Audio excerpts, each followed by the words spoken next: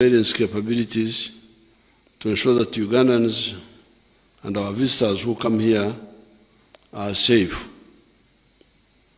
The ADF terrorists who killed the 2 tourists from UK and South Africa, plus the Ugandan tour guide, were killed. But 3 of these are unaccounted for. In Jovu, their commander was captured, and 5 others, including Kamusu, the number 2 to Njovu, were killed. That group was of 10 people. The bigger groups who are in Congo, we are attacking them almost every day by long range means and also on the ground in Congo. Then the ground in Congo, we are decimating them. They will be finished. That's why when I was in Rwakhitura, I invited them to get out of the bush. That's their opportunity. Otherwise, they would all perish.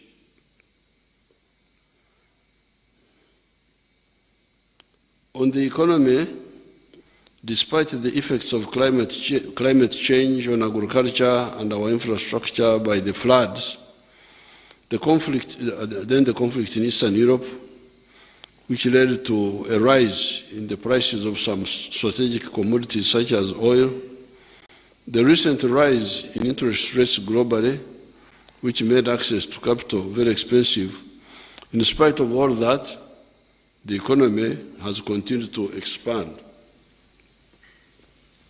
The economy grew to Uganda shillings 184.89 trillion, which is US dollars 49.5 billion in financial year 2022-2023, up from shillings 162,000 billion, which was $45.6 billion registered in financial year 2021-2022.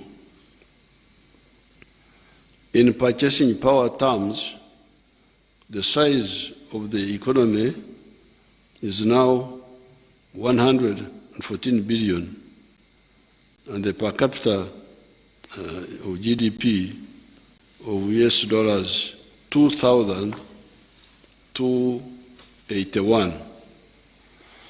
In real terms, the economy grew by 5.2% in the financial year 22-2023, better than 4.6% registered in financial year 2021-2022. This expansion was a result of good performance of most sectors of the economy, with services growing at 6.2%, especially in trade, tourism, education, ICT, arts and entertainment, agriculture 4.8%, with food crops growing at 7.7% from 3.5%, livestock growing at 8.8% from previously 8.3%,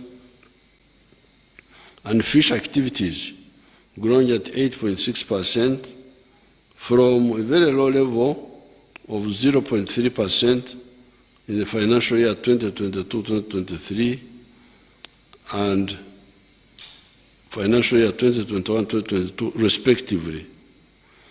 The growth in industry was 3.5%, a bit slower than the 5.1% recorded in the same period the previous year.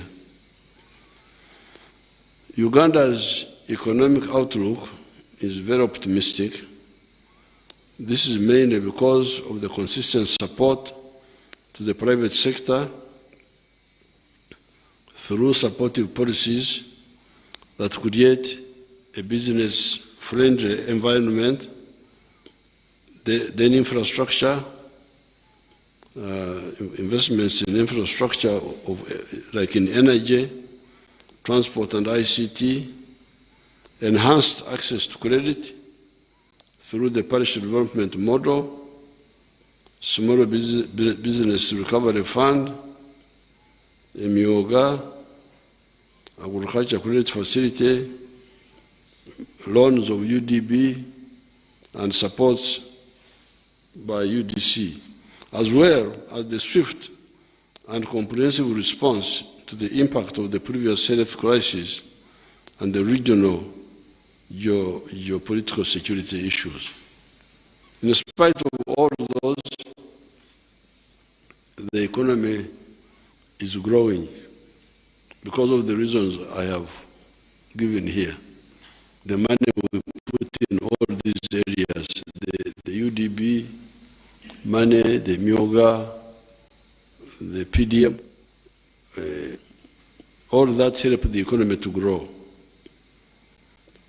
The size of the economy will grow from shillings 184 trillion in this financial year, the financial year of 2022-2023, to Uganda shillings 204 trillion, which will be $55 billion by the end of this financial year, 2023-2024, and then leap to Uganda shillings 225 trillion in the next financial year of 2024-2025, which would be equivalent to 60 United States dollars, 60 billion. This growth will be driven by higher output in the services, industry, and agriculture sectors of the economy. The recovery in aggregate demand as inflation slows down, the continued implementation of the parish development model, expediting investments in oil and gas, continued recovery in tourism, growth in regional trade, including in the ASC, COMESA, and globally, all these will contribute to the surge forward of the economy.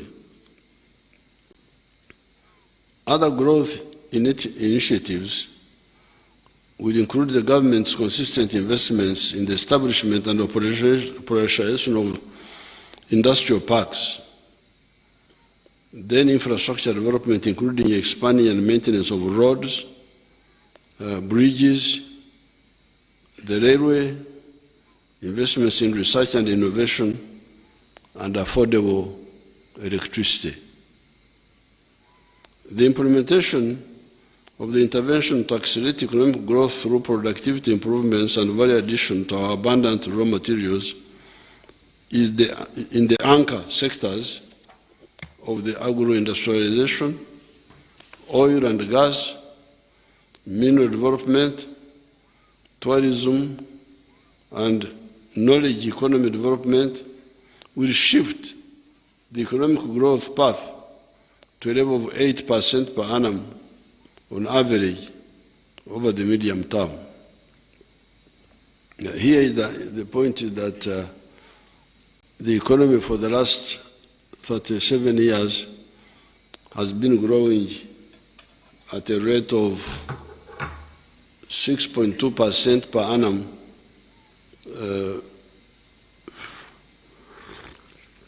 GDP, the growth rate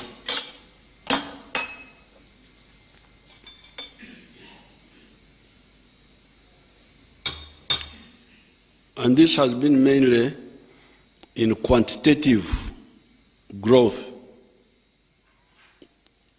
Grow more coffee, grow more tea, have more cotton. That's why the economy has been growing well, 6.2%. But now, what we are talking about is qualitative. It's not just the raw materials, now adding value to the raw materials.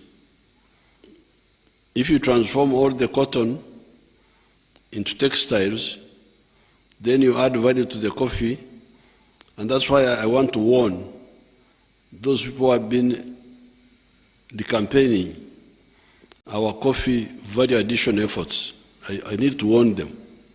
They must stop. We know who they are and who are behind them. They want us to continue exporting raw materials. They want us to continue exporting unprocessed coffee.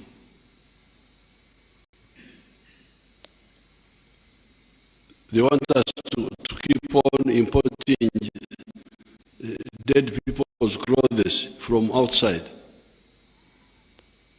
instead of developing our textile industry. Even some people have been fighting our refinery. They don't want us to build a refinery. They want us to continue importing. They want us to export crude, and then we import finished products. This one will not happen. And I need to warn those who are involved, because we are going to move on them. Decampaigning anybody who tries to help us add value, pretending to they are agents of imperialism.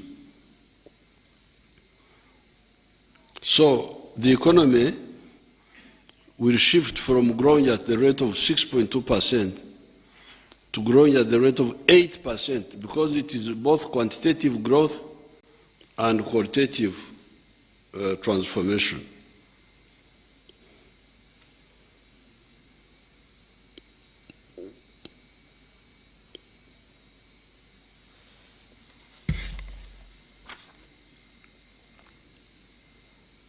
Let me repeat that section. The implementation of the interventions to accelerate economic growth through productivity improvements and value addition to our abundant raw materials in the anchor sectors of agro-industrialization, oil and gas, mineral development, tourism, and knowledge economy development will shift the economic growth path to a level of 8% per annum on average over the medium term. This is what I was explaining. Not just growing more coffee, growing more, having more cows. No. It is because those are all raw materials. If I export unprocessed coffee, I get $2.5 for the very good coffee per kilo, what they call screen 18. But if I add value to that kilo, I get $40. This is what these people don't want us to do. They want us to continue exporting unprocessed coffee to be roasted in Italy and I don't know where. Those people get all the money, get all the jobs, and for us we continue getting these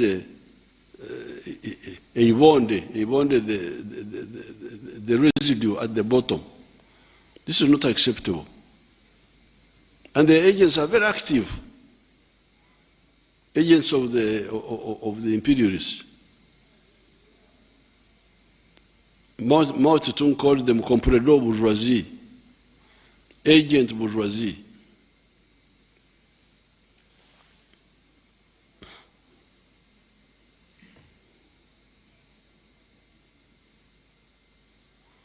This will increase the pace of our socio-economic transformation and building an independent, integrated, and self-sustaining economy, as was enunciated in the point number 5 of the 10 points program of the NRM. The general increase in the prices of goods and services in the country, called inflation, slowed down from a peak of 10.7% in October 2022 to 2.6% in November 2023.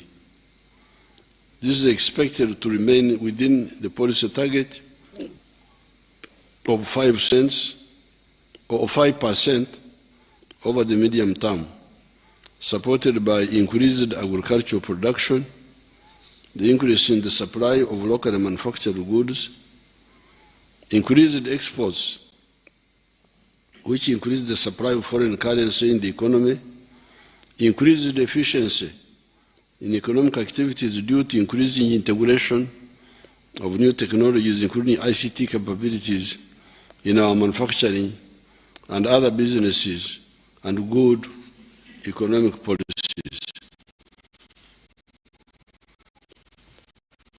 Merchandise exports of goods increased significantly,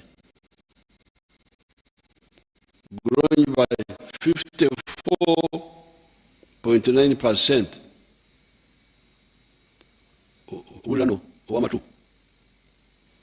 The ones with ears. Our exports increased by 54.9% from US dollars 4.2 billion approximately in the 12 months up to October 2022 to United States dollars 6.5 billion in the 12 months up to October 2023. So between that year, October 2022, October 2023, the exports grew from $4.2 billion to $6.5 billion, a leap of 54.9%, largely driven by gold, coffee, and maize exports. Imports grew by 26%, 26.2%, much slower than the growth in exports. Although our imports increased, but for them they increased at 26%. But the exports increased by 54% in the same period. Much slower than the growth in exports, resulting in the narrowing of the trade deficit by 11.2% in the same period. Because we still have a deficit globally,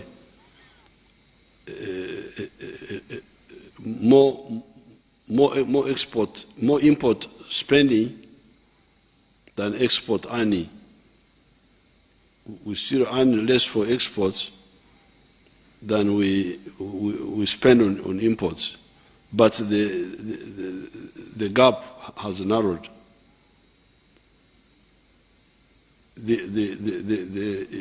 imports grew by 26%, but the exports grew by 54%. And this is just still mainly raw materials.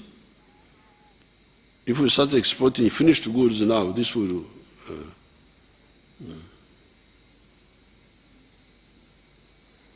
This is the main reason why the Uganda shilling has remained stable. The Uganda shilling has remained stable, if you notice.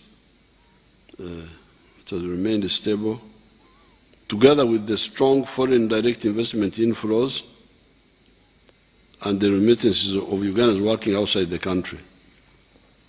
This shows that Uganda's economy remains attractive to investment, and it remains a profitable investment destination. Imports increased to US dollars 9 billion in the 12 months to October 2023 compared to 7.4 billion in the same period a year ago. That's what we were talking about. The imports also grew, but they grew less than the exports grew. The increase in imports is largely in the oil and gas sector, mineral exploration and development, vehicles and accessories. We are buying this machinery for the oil. We are acquiring that capacity to dig the oil out. Export receipts are expected to increase even further as Uganda accelerates the production of light manufactured goods and mid or high-tech industrial products through value addition, especially to the abundant mineral reserves the country has. To accelerate the process of value addition, the government is reducing further the cost of electricity for manufacturers, improving transport infrastructure, including roads and railways, eliminating bureaucracy in the government, especially in procurement, in order to attract new investments and technology transfer, making available affordable capital, and intensifying the fight against corruption through accelerating automation of government processes, frequent audits of government interventions, and rationalization of government institutions and departments. The fight against corruption is not as difficult as people think. You will see in the coming days how we are going to cause a lot of casualties among the corrupt people. Some few months ago, I hear that the Minister of Finance created a group to audit the employees, find out whether there are ghost employees. And within a short time, they have found a big number. Auditor General, I think the Finance told Auditor General. Now, Auditor General, instead of giving the report to Finance, went to Parliament. Now, this is not a political matter. So I'm going to write to CID to go for these people. Because this is not political. Committee of Parliament. Well, Committee of Parliament is not CID. This is trying to divert now. Now you would see these people they are not clever. The money is coming from a known source. I have sent you money to pay 20 people. Each one is being paid so much. You go and you pay 25. You create artificial people. It's very easy to find out these artificial people. It's a matter of time. Therefore, fighting this corruption is not as difficult as people think. You report these corrupt people. You will see what will happen. They will give up.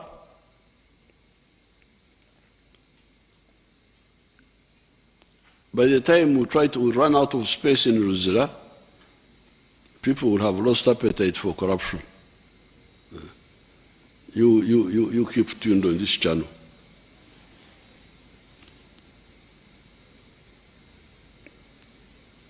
The East African community, as a single trade bloc, remained the major destination of Uganda's exports in the 12 months to October 2023, accounting for 43.5% of total exports, followed by the Middle East, 18.1%, and Asia, 17.6%.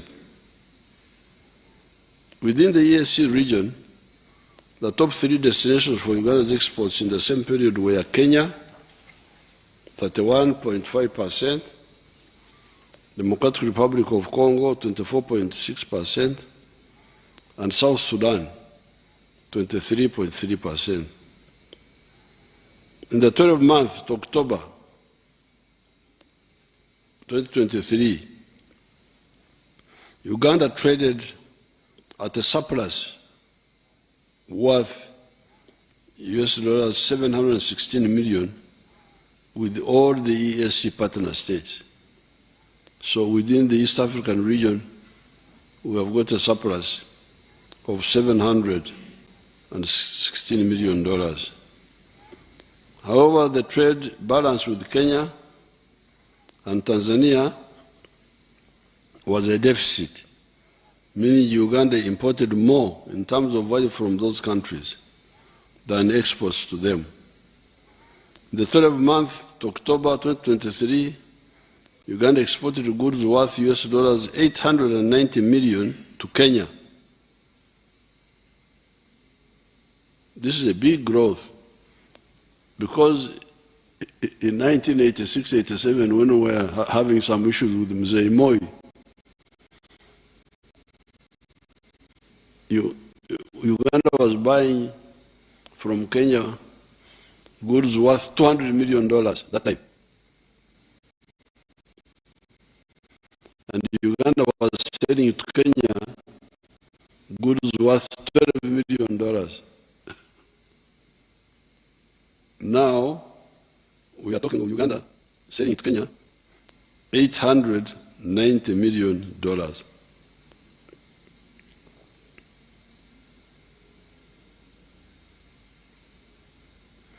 Then to DRC, we exported value $696 million and $659 million South Sudan. Then $298 million to Rwanda. Then to Tanzania, $213 million and $72 million to Burundi. In total, our exports to the EAC were worth $2.8 billion out of the total export of $6.5 billion to all our trading partners. However, this is a very tiny fraction of our exports compared to the global exports. These exports, when you put them global, our percentage share is 0. I don't know whether you can write this, whether it will 0.003. It is not even 0.01. No. Walanyo. So, to accelerate our prosperity, we must significantly increase the volume and value of our exports to the global market. Through increased trade, our goal of transitioning from poverty to prosperity will be achieved much faster. In the same period, Uganda recorded a trade surplus with the European Union and COMESA of $113 million and $968 million. So, with the European Union, we exported more to them than they exported to us. And we had a surplus of $113 million with them. With COMESA, we're exporting to them more than we are buying from them. COMESA is the other bigger body. And the surplus is $967 million, respectively. Our exports to COMESA were worth like $2.3 billion to make the Chiwaro simpler. And to the Middle East, it was $1.2 billion. And Asia, $1.14 billion. And the European Union, $860 million. Trade deficits were recorded with Asia and the Middle East of $2.8 billion and $400 million respectively during the same period. So to the Middle East, and Asia, they are still exporting more to us than we're exporting to them. But this will change because I know why. Government will soon finalize the strategy to expand Uganda's GDP 10 times. That's what I have told the finance people and the cabinet. The GDP of Uganda must be expanded 10 times from the current 50 billion financial year 2023-2024 to US $500 billion within a decade, starting with the financial year 2024-2025, driven by the value addition and access to export markets. Countries that have exponentially grown their GDP to around $5 billion from a base like Uganda have demonstrated that the primary drivers of the accelerated growth were: one, access to global markets with high rates of growth of manufactured exports, and their share of world exports of manufactured goods leaping from 9% in 1965 to 21% in 1990. So this was one of the reasons. There are countries which were like us some 40 or 50 years ago, who are now where we want to go, $500 billion. I will mention them later. The reason they did that, first of all, was to being able to export to Abagaga. Abagaga, when you sell to the rich, it is, you grow more. Because they buy. Abavu bagula katono. So when you are still producing only for the abavu, then you have, like for instance, me, a milk producer, the Ugandans are not buying enough of my milk because they still don't have money in their pocket. According to science, somebody should drink 210 liters of milk per year to keep the teeth in your mouth, make sure that the bones don't break.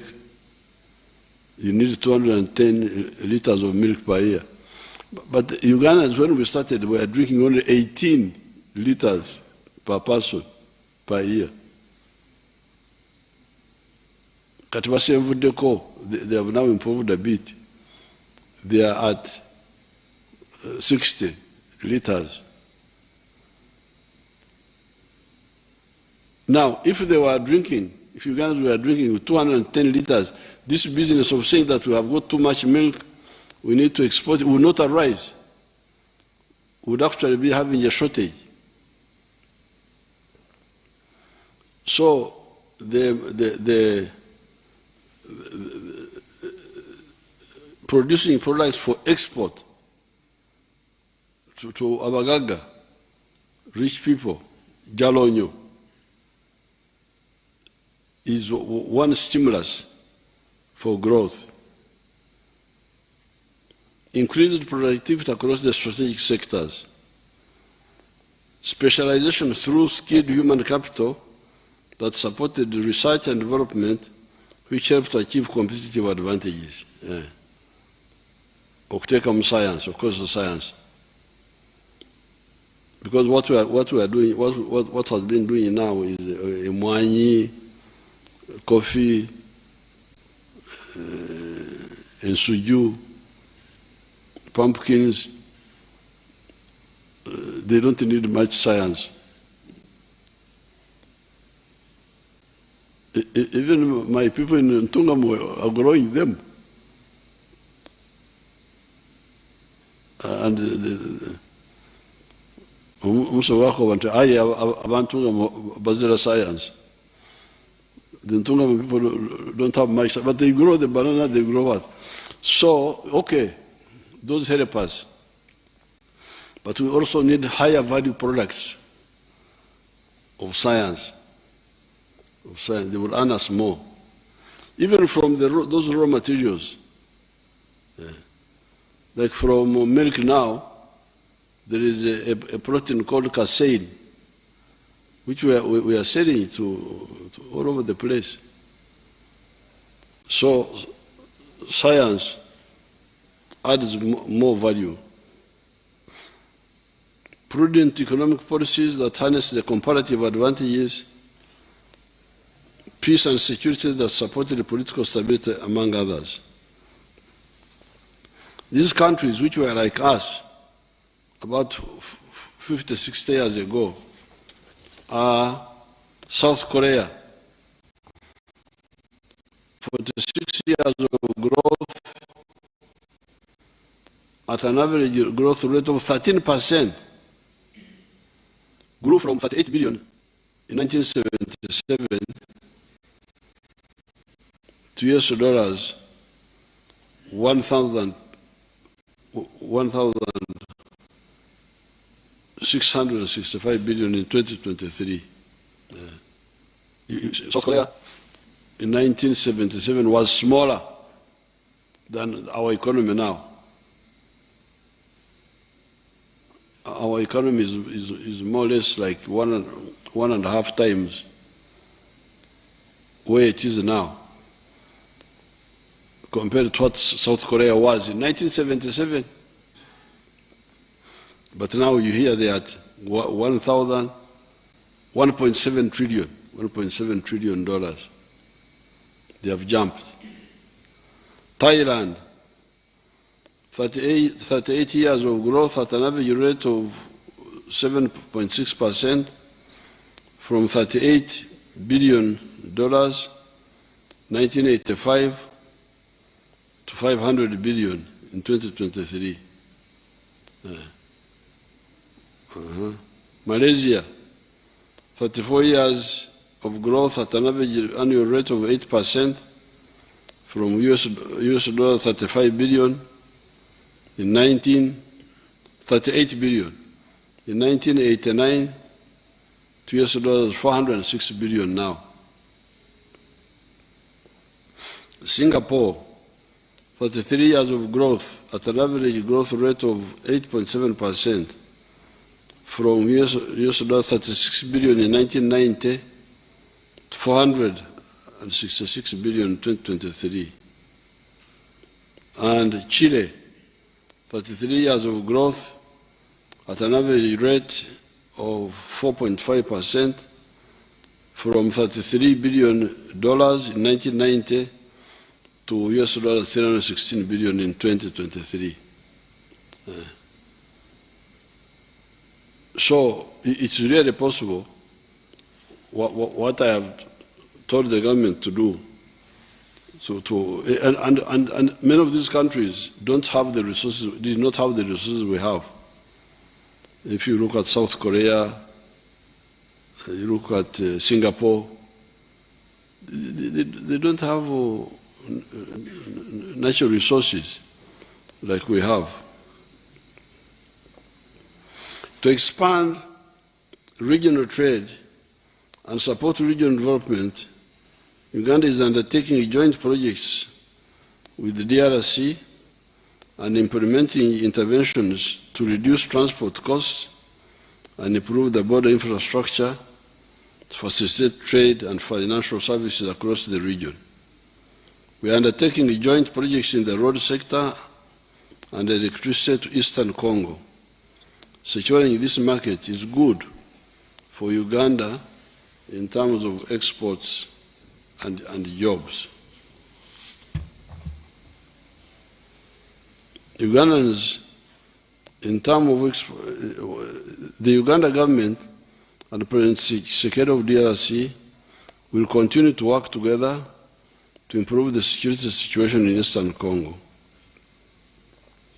Uganda has gained competitiveness in recent years in a number of tradable goods, including animal products such as beef and milk, agricultural products, especially coffee, tea, fish, sugar, fresh and processed food and industrial products such as cement, iron and steel products, light manufactured goods, etc. However, we continue to face non-tariff barriers to our exports, which are being resolved through our discussion with the leaders of the ESC and COMESA. If we did not have non-tariff barriers by some of our brothers and sisters, Uganda would be exporting much more. But this will be solved. This will be solved. I'm talking to all of them. It will be solved.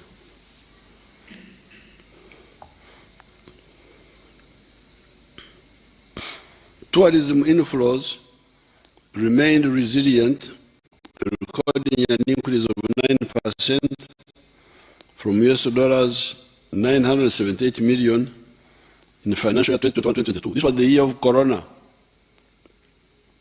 Our earnings in tourism went down to $978 million from more than $1 billion.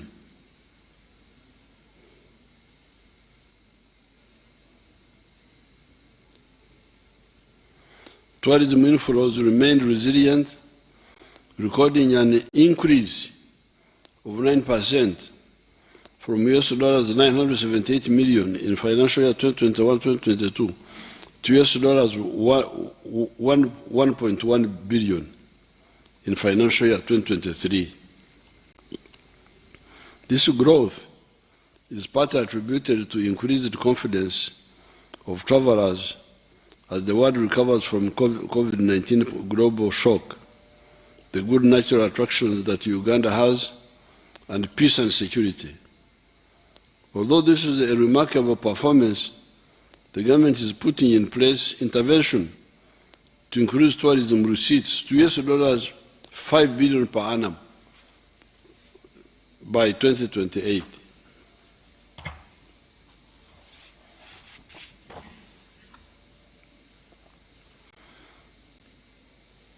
You can see the big garden of tourism where we can earn money. The global tourism and travel industry is valued at $9.5 trillion. You can imagine. Abalambuzi abo basasanya obutabalika mwenda n'ekitundu. They spend 9.7 trillion. You Bazukuru who have got internet, if you check, you'll find that, for instance, the automobiles, a motorcar, I think their global values are like 1 trillion something. A motorcar. But tourism here, you can compare a motorcar, what is the global, do you have the internet? Because somebody is walking on the road, is looking at the phone. With the Banyankuru, you go looking up, you don't go looking down. But since you go with those phones, you check. What is the global business of automobiles, vehicles, for instance? How about pharmaceuticals? You can check item by item.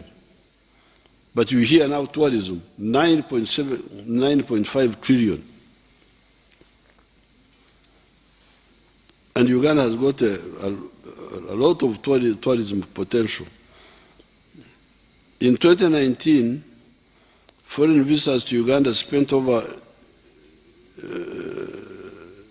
Uganda shilling is 4.6 trillion on tourism services, while domestic tourists spent about $3 trillion, according to the Uganda Bureau of Statistics.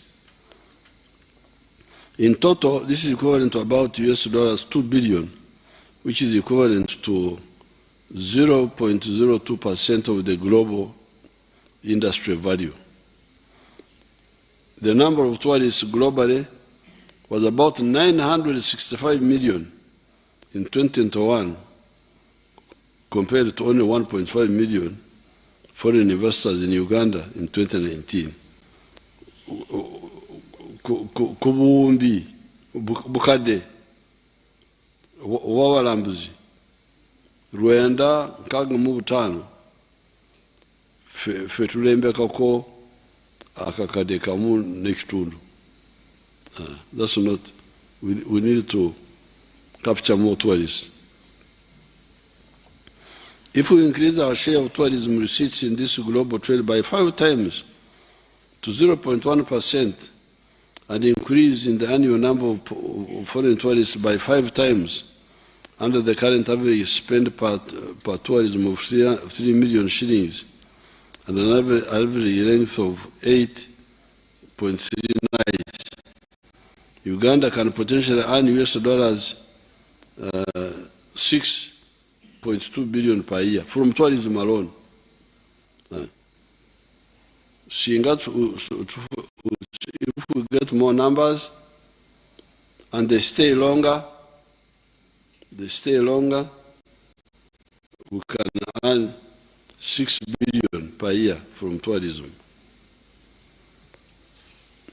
The lies of the European and American politicians about security and stereotype about Uganda must therefore be aggressively encountered by providing the correct information through our friends in those countries and online internet to show the correct image of the country. You remember when our sinners, you remember the other suspected sinners, abantu bali bali mu roles nti bononyi, when they were going somewhere, me, I was not yet following what they were doing, but what excited me was the ADF trying to go and blow them up. Why do you want to blow up these sinners? God will take care of them. So I had to go full swing to defend the sinners munange. Nembazingira wonao ejinja abasirikale bibali bakora na sibimanyi, but my job was whether sinner or holy person, they should not die from bombs of ADF. So then these people, the foreigners, started giving what they call advisories to their people. Don't go to Uganda. Oh, you man, why don't you just talk about your country? Huh? The Wanyankole say Chehuruza aterumpimbi. If a man is fighting with his wife in the neighboring house, then you go there. You hear, you people, they can hit you with mpimbi in their house. Why do you mind with the neighbors' houses?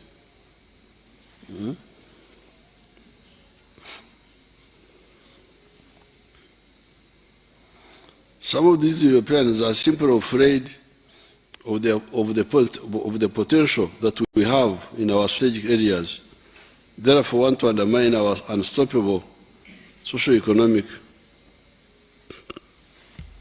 transformation and that of Africa as a whole.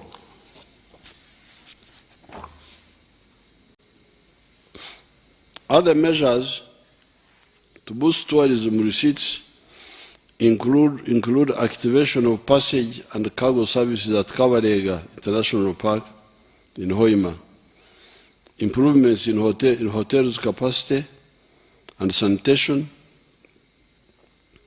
and competitive pricing.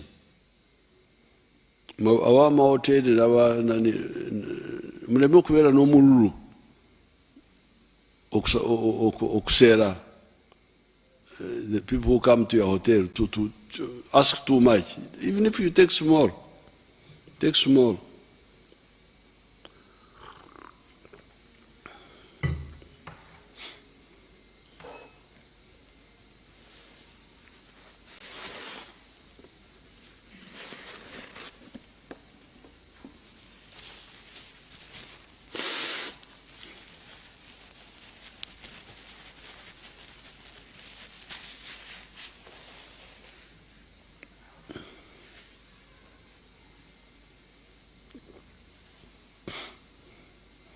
So competitive pricing, because these tourists compare, Uganda batu sera,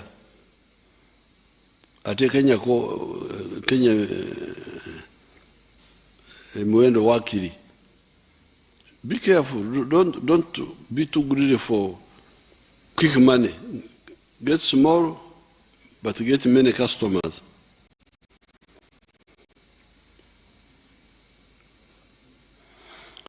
Professionalization and diversification of meetings, incentives, conferences and events. Rapid increase in number of multilingual tour guides, including Swahili and Chinese languages, and expanded use of destination marketing agents. So you need to train more people who speak Chinese, who speak other languages. Like recently in this conference, I saw the vice president from Vietnam. She told me that they send out 13 million tourists a year. So you can imagine if we get 1 million Vietnamese. But does somebody speak Vietnamese language? So the sector people should guide, should train, even in our schools, train people who can speak these languages. Remittances of Ugandans working outside the country increased to $1.4 billion in financial year 2023, higher than 1.1 billion in 2021-2022. Uganda continued to register growth in foreign direct investment (FDI) inflows. FDI inflows increased by 68%.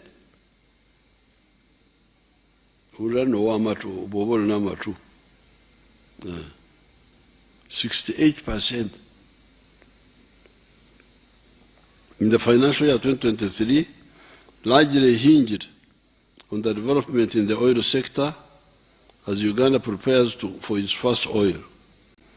FDI inflows rose from $1.6 billion financial year 2022 to $2.8 billion in financial year 2022-2023.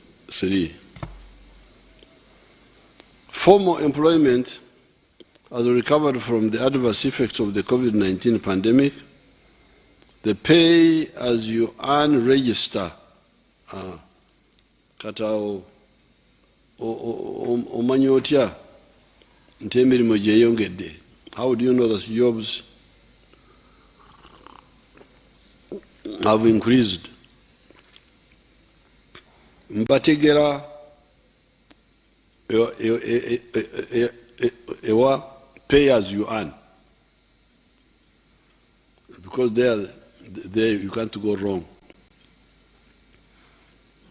Buli mukozi akola who is getting a salary above a certain level pays income tax, which is pay as you earn, and that one can help us to know which numbers.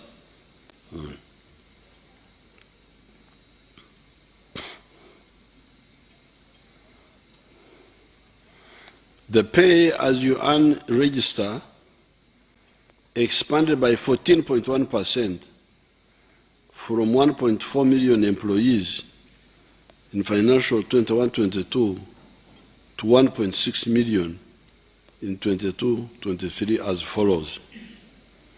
Uganda Development Bank loans to projects created 41,000 jobs, up from 24,000 jobs in 1920. Free Zones Authority created 9,000 jobs. PDM, 1.6 million members from 148,000 enterprise groups have so far benefited from the national rollout of the PDM. 1.6 million people have received the PDM money. Emyoga, 378,000 jobs were created by December 2022, rising from 338,000 in March 2022. Kigezi, Acholi and Lango sub-regions registered the highest number of jobs created, while the central of Uganda recorded the lowest number of direct jobs created.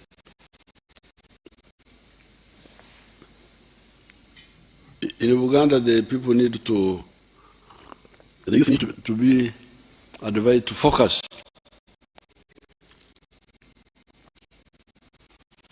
waliwo abagumaza abaana baffe mu bintu ebirala bino empiira biki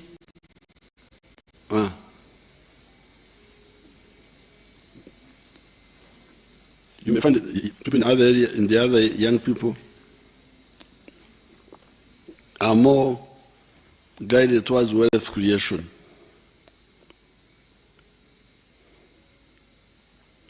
Furthermore, the number of working Ugandans subscribing to at least one pension scheme increased by 2.2% from 2.9 million in 2021 to 3 million in 2022.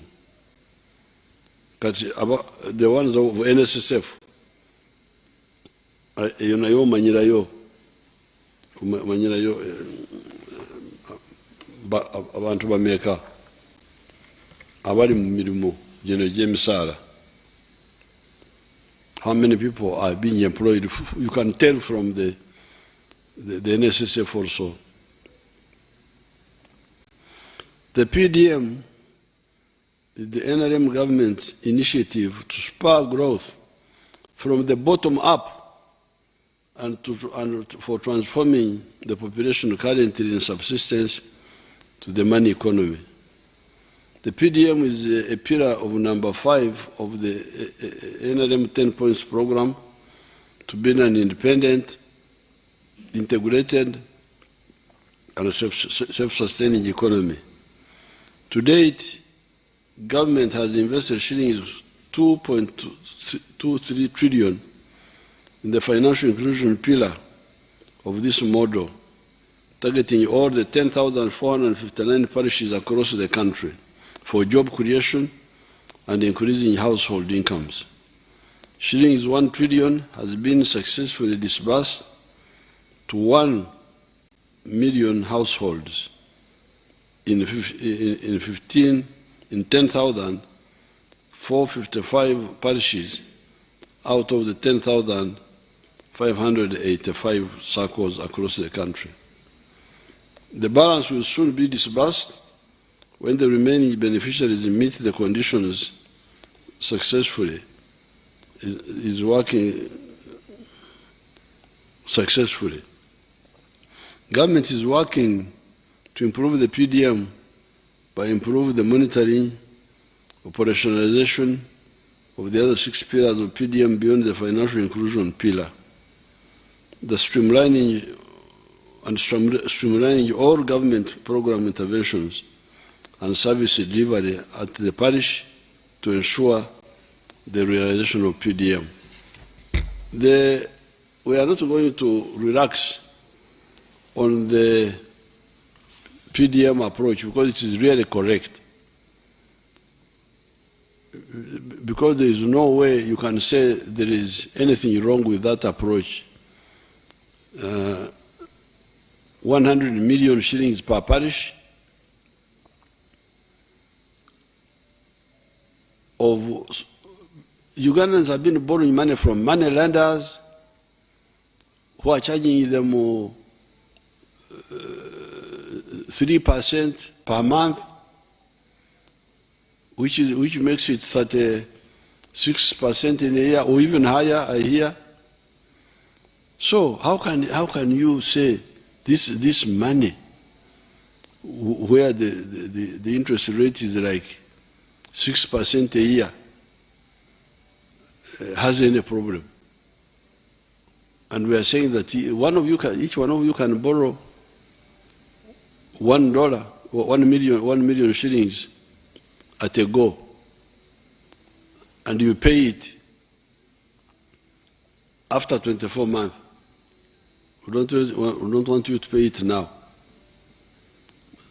How can you say there is anything wrong with this? We are not going to be diverted to anything else. We shall more money.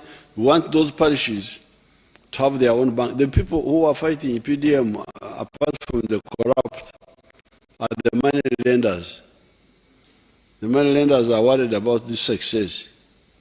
If it succeeds, to whom will the money lenders, the money lenders, the sharks, to whom will they lend? So we are not going to relax. Each year we shall spend 1 trillion, to the parishes. It will never go down.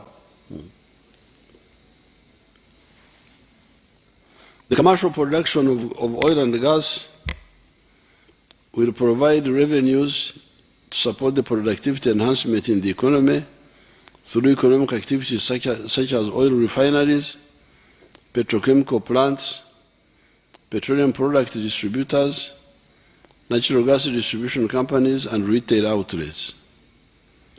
The government is enhancing investments in this area by fast-tracking the construction of the East African crude oil pipeline and the oil refinery.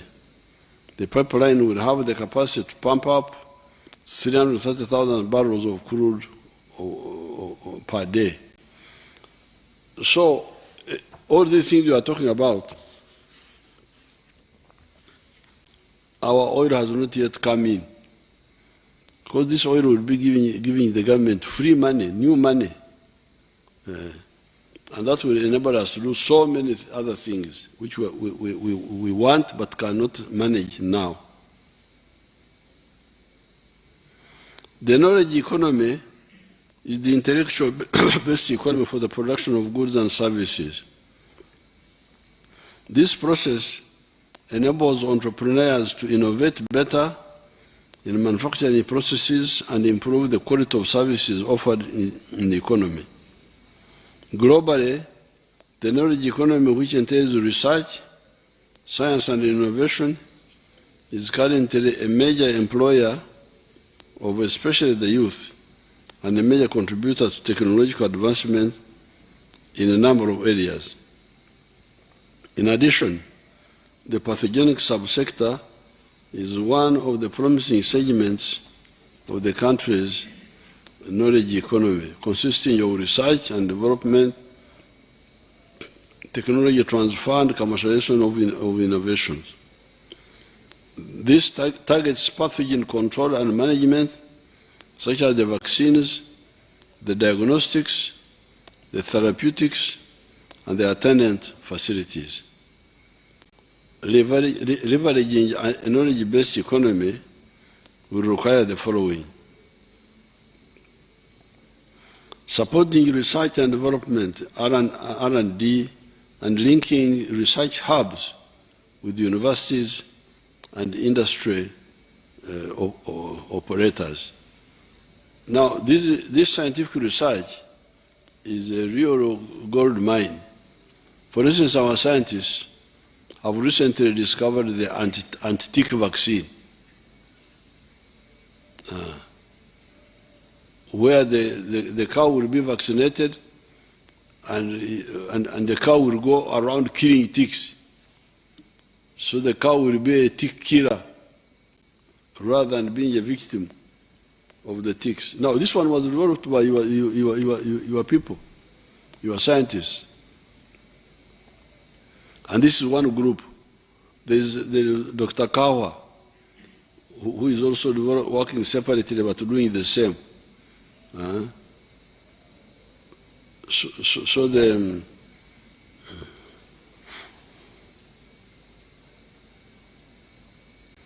Deliberately investing in improving the quality of education, skills development, and in particular, and ICT.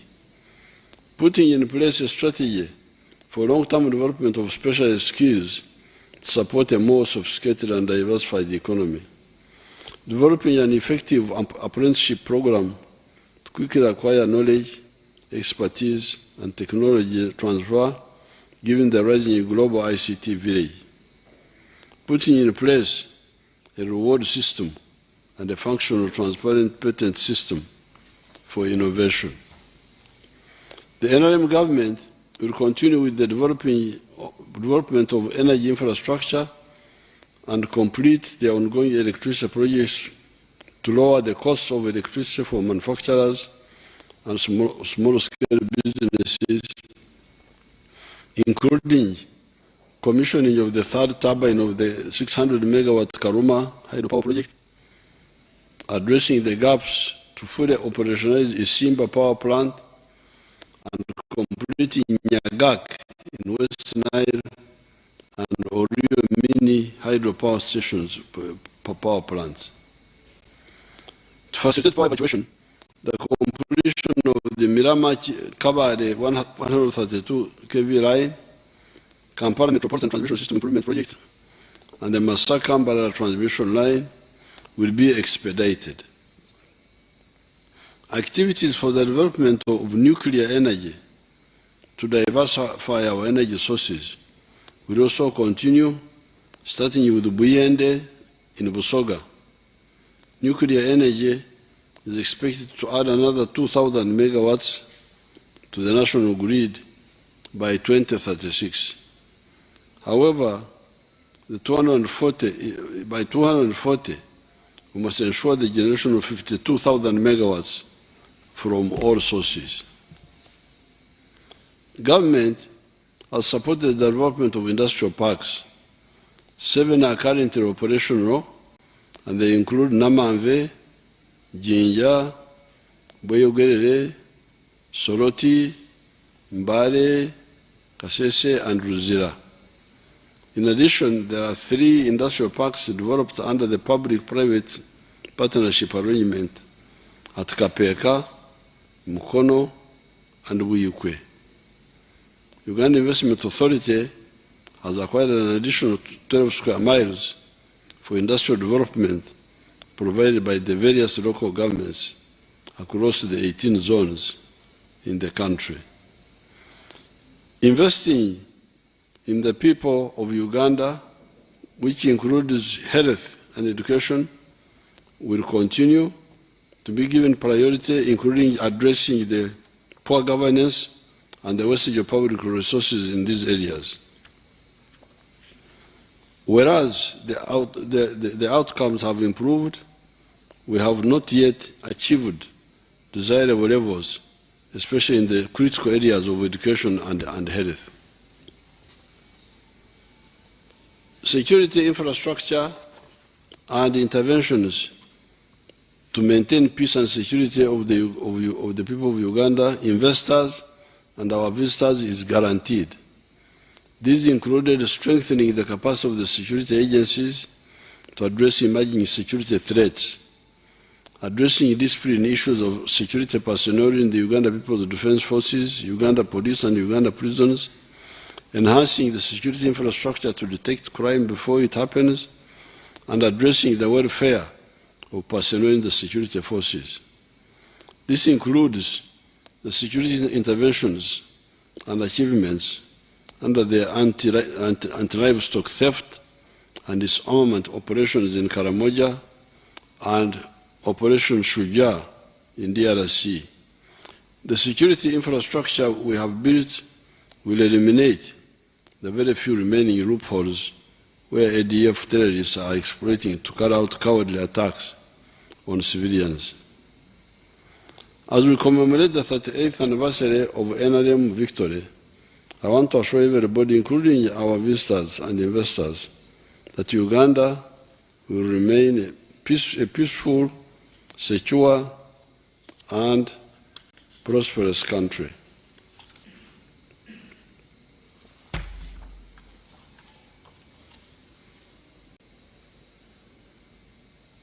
Ekiri mu nsiko bwe kirubwatuka ensi erikankana, omwana aliyita nyina, omukulu aliyita engozi.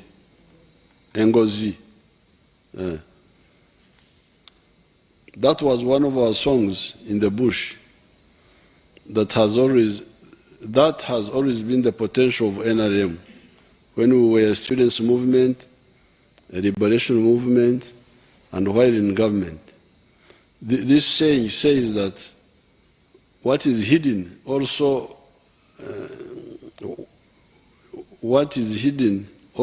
out, if it comes out, when it explodes, the world will shake, children will shout for their mothers out of fright, etc., etc. That is what the NRM always does. Like when we captured Kampala in 1986, everybody didn't know that we had that capacity. The recent two mega conferences of NAM and G7 plus China demonstrated a little bit of this. A delegate from Russia, a deputy minister, told me that only the superpowers can organize such a conference. Uganda is still on the way, but it will soon be there because the base is already there. We shall really be a superpower because we are moving towards that. There were 1,918 delegates in that conference. 1,918 delegates from 129 countries. 129 countries sent people here. 16 presidents, 9 vice presidents, 16 prime ministers, 7 special category people coming into Uganda by airlines, but also with 32 private jets. I thank the Ugandans for the discipline in receiving these visitors. These countries who are in the conference here have a population of 6.6 billion. This is 80% of the human race. More importantly, look at the facilities we built partly for this occasion, but also in order to improve the infrastructure of the country. Some of them built in 1 year.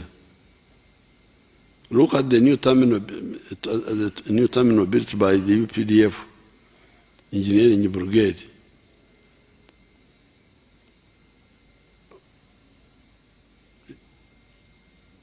You can imagine that terminal was built by the UPDF Engineering Brigade.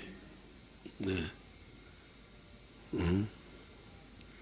Look at the conference center built by Sudir's company using government money. You show us Sudir's the conference center.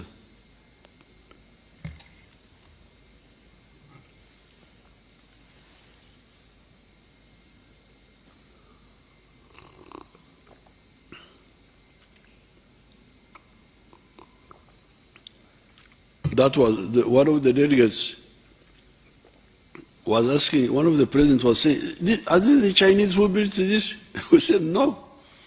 This was built by our local company. And that terminal, which the engineers brigade built, is there is nothing we cannot do. It is just a question of prioritization. Some people always talk about the potholes of Kampala. They should also talk about the good upcountry roads from Kisoro to Nimule, from Busia to Busunga in Bunduwijo. Those roads are there to the hinterland of the country, to the upcountry districts. Without corruption, we have the capacity to do everything. I have already instructed the engineering brigade to start preparing to build the standard gauge railway instead of only waiting for outsiders to do it. I thank you and I wish you all peaceful celebrations. Thank you very much.